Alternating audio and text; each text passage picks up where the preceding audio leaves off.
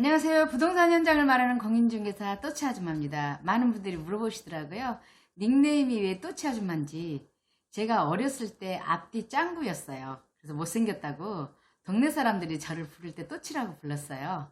그 이름이 너무 다정해서 제가 닉네임을 또치 아줌마로 했습니다. 제가 유튜브를 시작한 지 한 2달째 접어들다 보니까 조금 익숙해지고 좀 편안해진 것 같아요. 그래서 제 별명 얘기도 합니다. 아무튼 오늘 반갑고요. 오늘은 수익형 부동산에 대해서 한번 말씀드릴까 합니다.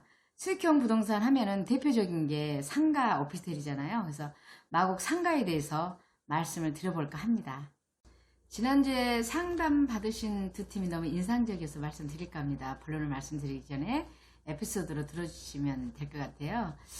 한 분은 이제 강남에서 두 부부가 오셨어요. 회장님 부부가 오셨는데 이제 지인 소개로 저희 사무실을 찾아와서 상담을 하게 됐습니다. 그 회장님 같은 경우에는 73세셨고 그 사모님은 한 68세라고 하시는데 참 이렇게 곱게 늙으셨고 옷도 참 좋은 거 입으신 것 같고 아주 깔끔하시더라고요. 근데 그 사모님 차로 오셨는데 깜짝 놀랐습니다. 차만 그 사모님 차가 벤츠 뭐 한 7, 8억짜리를 타고 오셨더라고요. 이제 이 두 분이 이제 저의 소개를 받고 오셔서 이제 말씀을 하는데 저희가 이렇게 상담을 하다 보면은 그분들의 신상 뭐 정보까지는 아니다 하더라도 그분들이 갖고 계신 재산이라든가 그분들이 원하시는 걸 얘기하다 보면 모든 게 나오잖아요.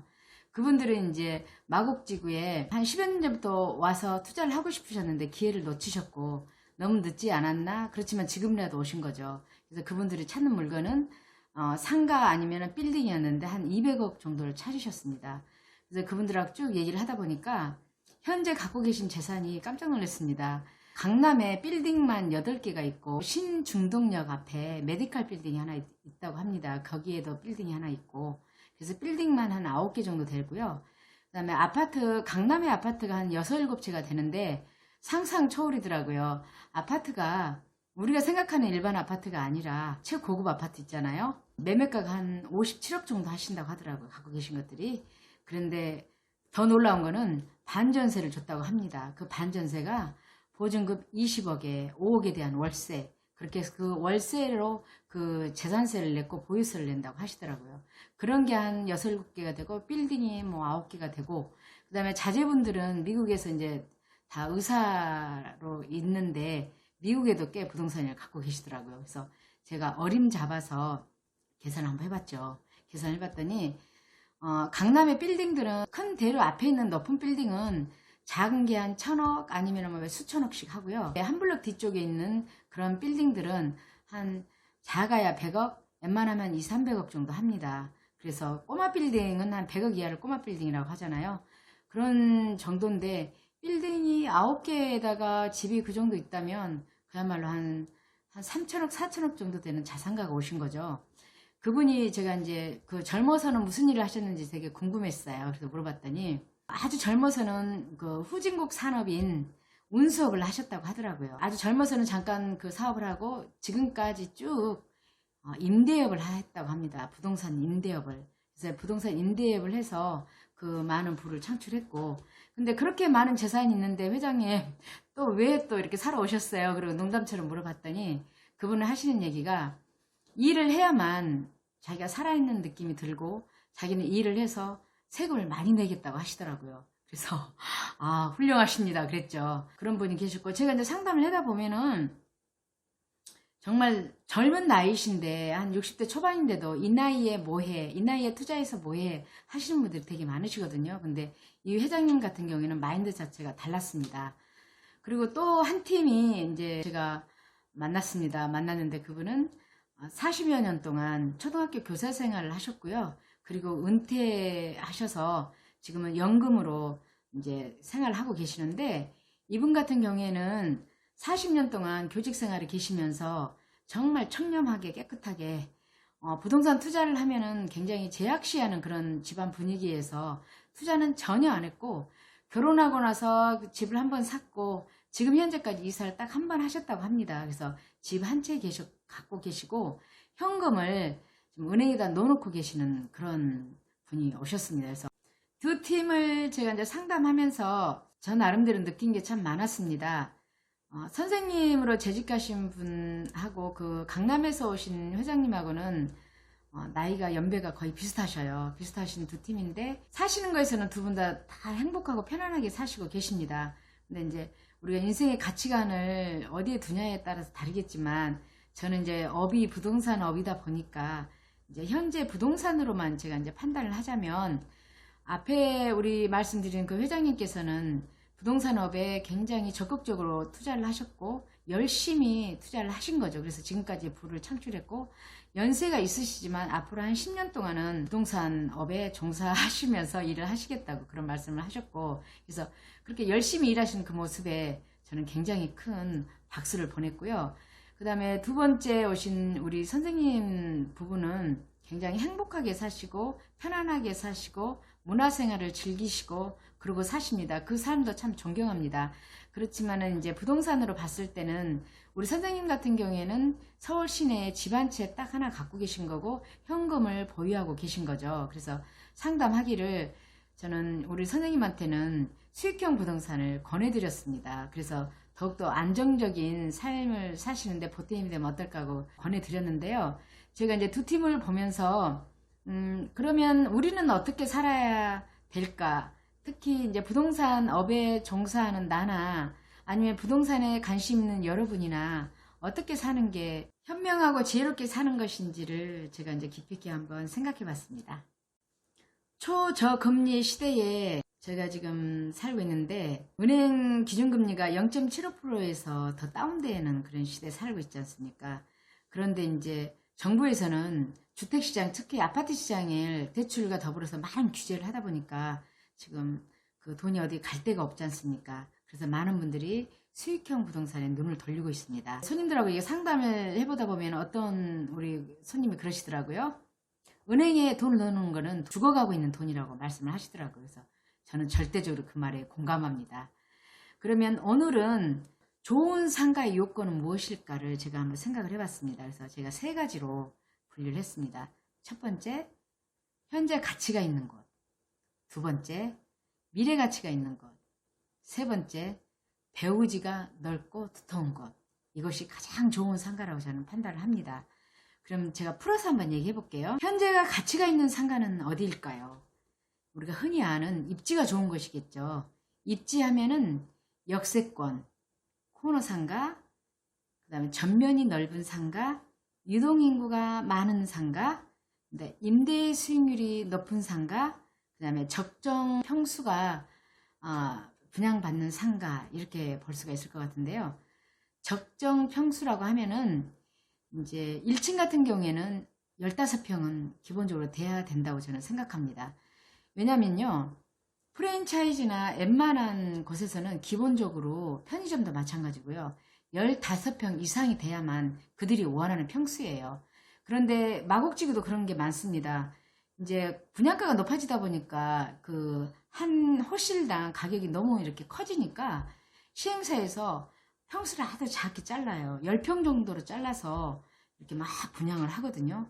그러다 보니까 저희가 이제 사무실에서 임대를 맞추면 임대가 굉장히 힘들어져요.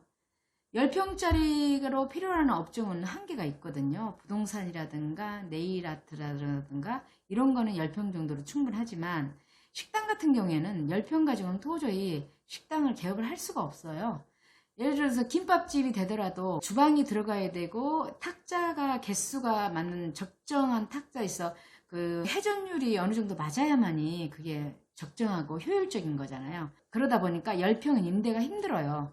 그러면은 임대 얻는 그 임차인들은 2개를 얻자니 터서 얻자니 금액이 너무 커지니까 부담스럽죠. 그래서 10평짜리는 임대 놓기가 굉장히 힘들다는 것.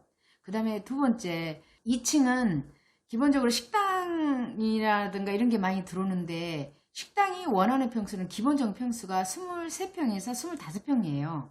그 정도면 웬만한 식당이 들어오거든요. 그 정도는 임대 놓기가 아주 편합니다. 그런데 여기도 마찬가지예요. 여기도 2층도 3층도 분양가가 자꾸 높아지다 보니까 분양을 쉽게 하기 위해서 시행사에서 아주 잘게 13평, 막 15평 이렇게 쪼개놨다 보니까 임대하기가 힘들고 임차인들은 이제 한 30, 40평 틀려고 그러면은 막 한 서너 칸을 터야만이 가능한 근데 이제 임차인 입장에서는 임대인이 한 사람인 게 좋잖아요. 그래서 이제 그러다 보니 적정 평수는 1층 같은 경우는 15평이 좋은 것 같고요. 그 다음에 2층은 한 23평에서 25평이 참 좋은 것 같습니다. 그랬을 때 현재가 가치가 있는 상가는 뭐 이 정도 기본적으로 보면 될 것 같아요. 두 번째는 미래 가치가 있는 것. 미래 가치가 있는 것은 미래 일이기 때문에 좀 판단하기 어렵긴 한데, 이제 크게 생각하시면 주변 환경과 여건이 앞으로 좋아지겠다 판단하는 것이 미래 가치가 있는 것이겠죠. 예를 들면은 지금은 지하철이 없지만 지하철이 생겨서 유동인구가 많아질 거라는 거. 그런 것도 미래 가치가 있는 것이고, 또 업무단지 아니면 업무 시설, 업무단지나 업무 시설이 들어오는 것은 일자리가 생기는 것이고, 일자리가 생기는 것은 사람이 모이는 것이고, 사람이 모이다 보면은 이동인구도 많을 뿐더러 소비의 능력이 있는 사람들이 많아진다는 거. 그게 이제 미래가치에 포함이 되겠죠. 예를 들어서 뭐 택지지구도 그렇고 신도시 가면은 그 미래가치를 많이 생각하게 되거든요. 그리고 아파트 단지가 많이 들어오는 데 있지 않습니까? 중심상업이 딱 있는 거. 그런 것들은 항아리 상권이라고 하는데, 그 항아리 상권은 미래가치가 있는 것이거든요. 그렇게 판단하시면 될 것 같습니다. 세 번째는 배오지가 넓고 두터운 것이겠죠. 배오지는 그 상가를 이용하는 수요층을 말하는데요. 상권을 형성하는데 굉장히 중요한 게 배오지입니다. 그래서 이제 배오지를 보고 그 상가를 판단해야 되거든요. 그러면 상권을 보기 위해서는 크게 나누면은 광역상권하고 지역상권으로 나눌 수가 있어요. 광역상권은 예를 들자면 동대문 상가 같은 거 있죠. 거기는 우리나라 사람이라면 누구나 한 번쯤은 가보고, 또 글로벌 시대에 해외 관광객들이 굉장히 많이 가는 상권이죠. 그런 거는 아주 배오지가 넓은 광역상권이라고 하는데, 엄청나게 뭐 경쟁률도 어렵죠. 거기에 진입하기에는. 그런데 그 상권은 또 단점이 있지 않습니까? 코로나 같은 지금 시대에는 아주 타격을 받는 게 광역상권이고요. 지역상권은 그야말로 아주 작게 표현을 하자면 동네 상권이라고도 볼 수가 있는데, 이제 우리가 살면서 특히 아파트가 모여있는 곳에서 이렇게 보면 우리가 생활하면서 꼭 필요한 것들 있지 않습니까? 뭐 빵집이라든가 커피숍이라든가 세탁소, 부동산, 뭐 기타 등등 이런 거가 필요로 하는 게 이제 지역상권이라고 보면 되거든요. 그러면은 이 지역상권으로서 저희가 마곡을 한번 견주해서 한번 비교해 볼게요. 이제 마곡 지구 안에는 6개의 전철이 지나가고 있잖아요. 근데 그 중에서도 배오지가 가장 넓은 상권은 어디일까? 그게 바로 1등 상권이라고 보는데요. 제 생각에는 발산역입니다. 현재. 그러면은 배오지가 왜 넓은지 제가 한번 설명해 볼게요. 발산역은 일단 가장 중요한 게 구상권하고 연결돼 있어요. 길 하나 사이로 NC백화점이 있고 기존의 상권들이 엄청나게 형성된 곳에 마곡이 시작하고 전철역이 있잖아요. 그리고 가장 중요한 게 또 뭐냐면 공항대로에 있잖아요. 발산역이. 그 공항대로가 누가 이용을 많이 하냐면은 인천공항, 김포공항, 공항에 근무하시는 분들이 그 공항대로를 타고 공항버스라든가 전철을 이용해서 많이 오고 가고 하는데, 이제 인천공항의 직원들은요, 영종도에 안 삽니다. 대부분 강서구 일대에서 되게 많이 살고 있거든요. 특히 젊은 친구들은 지금 현재로는 마곡에 굉장히 많이 거주해요. 영종도에 왜 안 사느냐면 재미가 없거든요. 거기에 즐길 만한 어떤 것도 없기 때문에 서울에 나와서 살고 있고, 인천공항이라든가 대한항공 같은 경우에 근무하시는 분들은 회사에서 교통비를 다 지원해 줍니다. 그래서 이제 회식도 마곡에서 와서 하고요. 원래 그랬었어요. 이 공항대로 쪽으로 송정역에서도 굉장히 그래서 상권이 형성돼 있거든요. 그게 이제 마곡이 형성되다 보니까 마곡 나루역이나 발산역으로 많이 오고 있습니다. 그래서 배오지가 굉장히 넓은 데는 발산역이다. 그래서 발산역 같은 경우에는 말씀드린 대로 현재 가치도 있는 것이고요. 미래 가치도 있었던 것이고, 배오지가 굉장히 넓고 두터운 곳이에요. 그래서 이 마곡 지구 안에서는 1등 상권은 발산역입니다. 가격이 많이 올랐죠. 제가 언젠가 잠깐 말씀드린 적도 있는데, 상가 분양권으로 전매가 막 이루어질 때 최고 많이 전매 상태에서 피가 붙은 게 4억 정도 붙었거든요. 그 4억에 거래된 게 발산역에 있던 상가였어요. 그리고 저도 이제 제가 워낙 개인적으로 발산역하고 마곡 나루역을 좋아해서 저희 손님들은 거의 다 발산역 아니면은 마곡 나루역에 상가를 초창기에 많이 사드렸는데 그분들 돈 많이 벌었습니다. 그래서 제 생각에는 현재로는 가장 1등 상가는 발산역이다. 그 다음에 2등 상가는 마곡 나루역이다. 그렇지만 순차적으로 막 기업들이 입주율이 높아지고 계획했던 대로 모든 것들이 들어오기 시작하면 굉장히 이제 활성화되고 좋은 상권으로 될 거라고 보입니다. 제가 이제 마곡의 발산역의 상가가 가장 좋다고 말씀드렸잖아요. 지금 현재로는 그렇습니다. 그렇지만 마곡에서 좋지 않은 상가는 앞으로는 없을 거예요. 근데 그 시간이 좀 필요하겠죠. 제 생각에는 최소한 5년은 걸려야 빈 상가가 없어지지 않을까 그런 생각을 합니다. 좋은 상가의 조건 이런 거를 제가 말씀드렸는데 모든 사람들이 이걸 알았다 그러면은 정말 안 좋은 상가는 안 했을 것이고 몇 년 동안 관리비만 내고 대출 이자만 내고 굉장히 안 좋은 그런 상가로 해서 고민하거나 마음 아파하는 분들이 없어야 되는데 실질적으로 마곡에 그런 분들이 굉장히 많이 있습니다. 계약금을 포기하고 시행사로 돌아오는 물건들이 있고요. 또 계약해놓고 안 해서 또 잔금까지 못 가서 고민하는 분들도 되게 많으시고 처음에 전매가 막 되다 보니까 분양 3당 직원이나 부동산 업자들의 말만 믿고 저도 물론 부동산 업자이지만 그런 사람들의 말만 믿고 잘못 판단해서 하셔서 굉장히 손해본 분들이 되게 많으십니다. 월세 이자까지 뭐 한 300만 원까지 현재 내고 있고 아직도 공실인 상가가 있거든요. 그런 분들이 꽤 많습니다. 정말로 피눈물 나는 얘기거든요. 그런데 이제 그런 상가가 어떤 상가인지 제가 이제 다음 시간에는 말씀드릴까 합니다. 그래서 꼭 해야 되는 상가, 해서는 안 되는 상가. 보통 사람들이 그렇잖아요. 딱 중심상지에 딱 들어갔는데 코너 땅에 코너 상가가 아주 기가 막힌 상가가 있죠. 그런 상가들이.